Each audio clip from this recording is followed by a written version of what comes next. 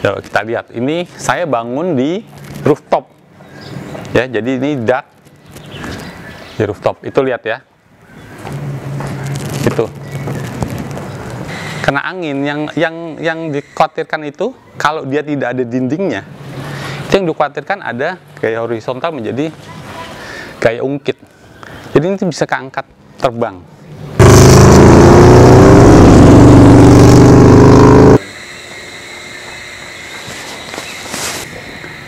Halo, assalamualaikum warahmatullahi wabarakatuh. Selamat pagi, selamat berkunjung di channel Jokowi Seso. Hari ini saya mau membahas mengenai bagaimana sih membangun workshop atau kanopi di atas atap atau di rooftop. Ya, oke. Jadi pertama-tama yang perlu disiapkan oleh teman-teman, kanopi atau workshop di rooftop itu kita nggak sembarangan, kita nggak boleh kita harus mempertimbangkan beberapa resiko. Pertama, kalau di rooftop itu beda ya sama bikin kanopi di tanah atau sejajar dengan bangunan atau rumah. Kalau membangun kanopi di bawah itu resikonya hanya kena angin yang pendek. Jadi kena angin atau dia mendapat gaya horizontal itu nggak terlalu besar. Apalagi kalau di perumahan dia banyak bangunan sehingga anginnya itu nggak terlalu keras. Kedua, hujan dan panas itu juga nggak terlalu besar.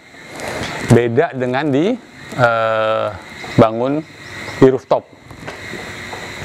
Kalau bangun di rooftop kita bisa hitung ya. Kita bisa hitung pertama dari ketinggian. Dari ketinggian rumah itu sendiri biasanya dari dasar. Kalau orang bangunan itu dari nol ya, sebutnya tuh dari nol plus. Dari dari lantai dasar itu ke ke plafon itu kurang lebih 2,5 meter biasanya ya, rata-rata 2,5 meter. Kemudian ditambah dari plafon ke cor-coran itu 0,5 meter. Biasanya itu untuk menggantung holo.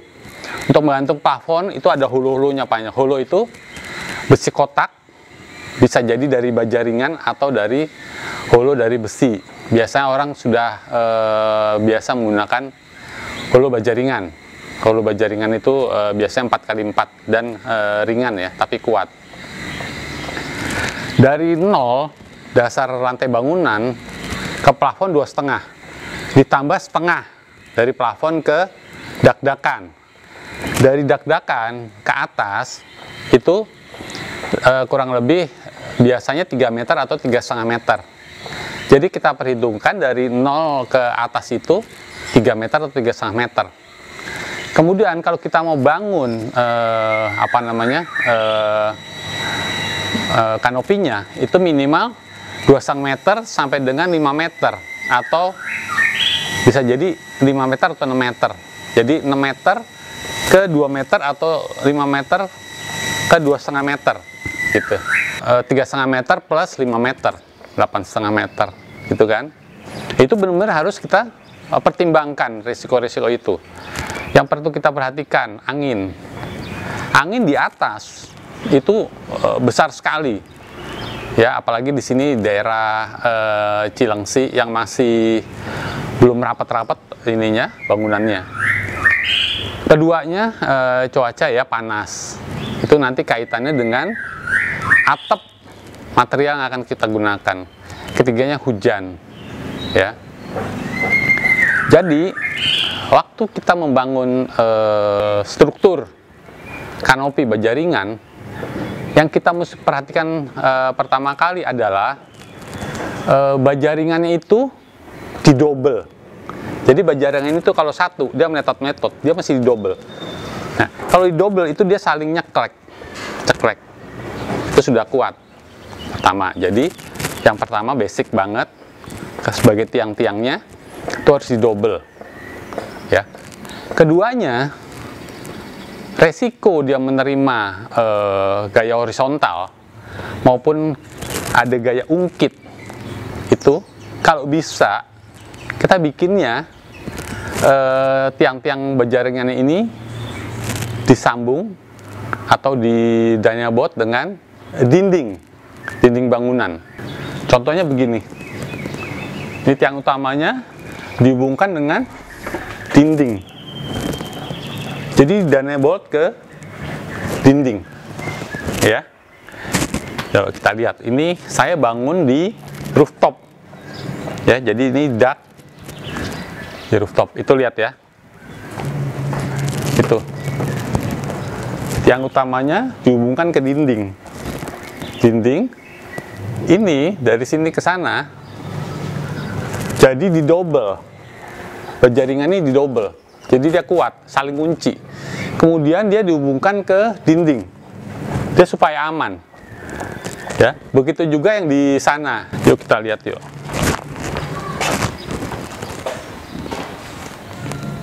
Yuk kita masuk sini, agak gelap nggak apa-apa ya.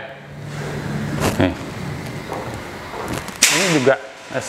Ini juga maklum ya, ini agak berantakan. Ini workshop saya baru nih, mau ditata. Sini. Nih. Ininya, yang utamanya ini nih, itu dihubungkan dengan dinding ya. Kemudian ini juga nih, dia dihubungkan dengan dinding. Ya, yang sini enggak, nih, karena enggak ada dinding. Dia hanya di danyabot ke bawah, ya. Nah, ini basic banget. Nah, ini juga desainnya dihubungkan ke dinding, ya. Itu prinsip banget. Yuk kita keluar lagi, gelap di sini. Yuk.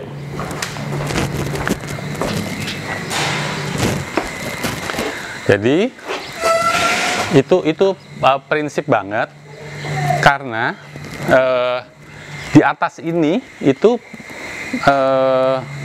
gaya ungkitnya, kalau dari angin itu ada gaya ungkit, ya. Gaya ungkit itu dia ngangkat, jadi angin tuh dari bawah bisa ke atas. Beda ya sama kalau kita bangun kanopi di bawah, dia tuh ada gaya ungkit, sehingga kalau atapnya kita bor udah kuat, waktu angin dari bawah ke atas itu dia bikin ngangkat, ya.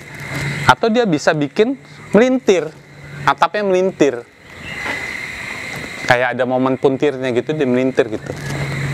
Itu yang terjadi. Nah, yang saya maksud, kalau nggak dihubungkan dengan dinding, atau kalau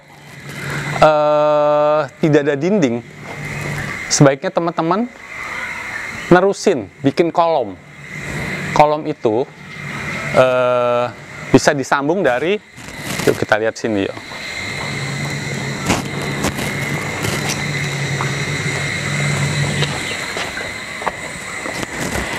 Di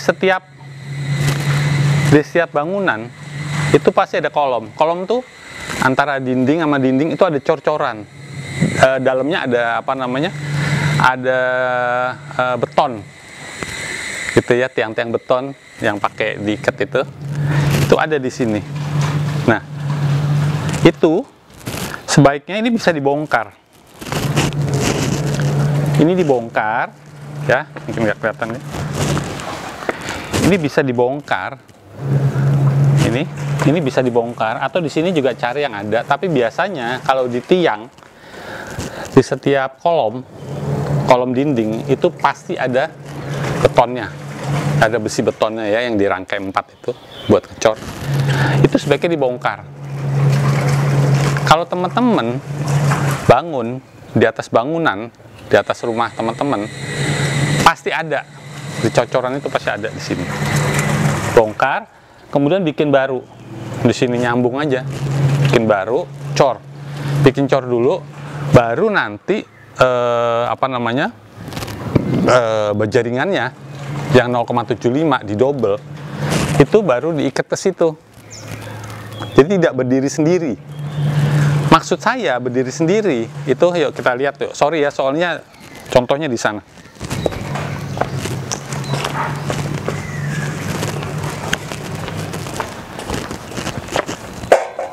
Ini maksudnya berdiri sendiri. Ini kebetulan nggak double ya. Kalau yang saya bilang tadi tiang-tiang harus double, ini harus 2. Dia saling nyekrek. Yang berdiri sendiri ini biasanya ini disobek, dipotong, ditekuk, jadi dia begini. Kemudian dia taruh di sini. Kemudian yang sobekan tadi di Dynabolt gitu, 4. Ini saya sangat tidak menyarankan ya. Ini karena kalau nanti ada angin itu dia nggak kuat. Selain menahan atap yang cukup berat, kena angin yang dikhawatirkan itu kalau dia tidak ada dindingnya, itu yang dikhawatirkan ada gaya horizontal menjadi gaya ungkit. Jadi ini bisa keangkat terbang gitu. Jadi kalau memang tidak ada dinding yang bisa dihubungin, bikin cor, nggak apa-apa, nggak seberapa, yang penting aman.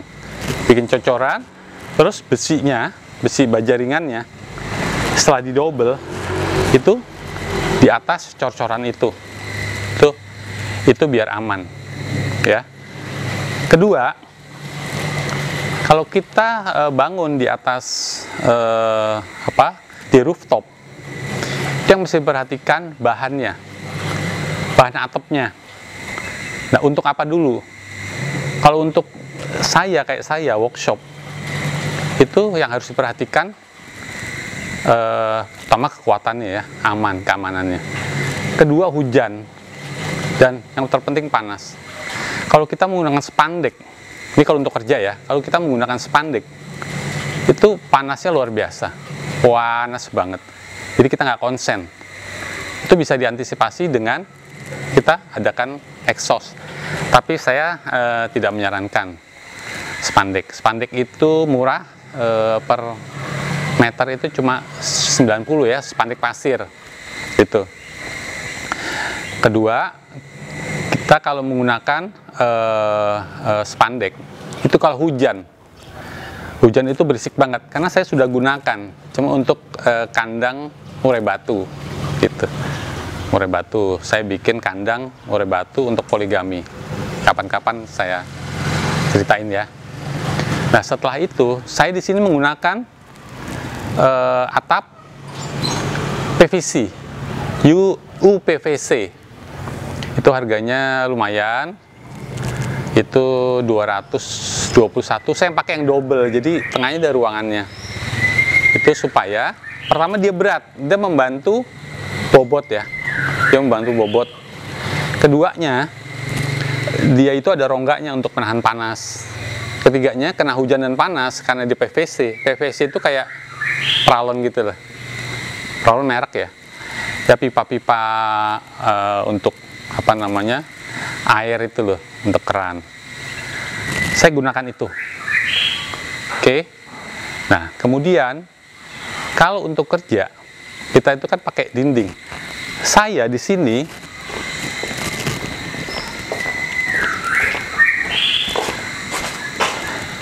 di workshop saya ini dindingnya menggunakan, supaya murah, ini menggunakan GRC. Kenapa GRC itu murah? Dia bisa tahan hujan dan panas. Nah, sekarang kalau kita gunakan GRC begini, tentu kita harus pikirin angin juga. Kalau hujan mungkin bisa ketutup ya, hujan gitu ya. Nah, kalau sekarang angin, dia akan menghampat angin cukup lumayan, sehingga harus kokoh, bangunannya harus kokoh. Tidak beda dengan kanopi yang tanpa dinding, misalnya untuk jemur gitu. Pokoknya selain untuk kerja, kita nggak perlu pakai gini. Baik teman-teman, saya rasa segitu dulu sharing atau berbagi pengalaman dengan saya. Saya tidak ngajarin teman-teman. Kalau ada masukan, monggo diketik di komen. Saya senang banget karena berarti teman-teman sudah punya atensi. Saya appreciate. Kulo badhe pamit rumiyin. Sebelum saya pamit, salam sehat dan salam hormat untuk keluarga teman-teman dari Jokowi Seso Channel. Oke, jangan lupa subscribe, like, dan tonton sampai selesai ya. Oke, tenun. Assalamualaikum warahmatullahi wabarakatuh. Dah, mudah-mudahan berguna ya. Ini saya review saya mudah-mudahan berguna, sharing saya mudah-mudahan berguna. Dah, saya masuk dulu.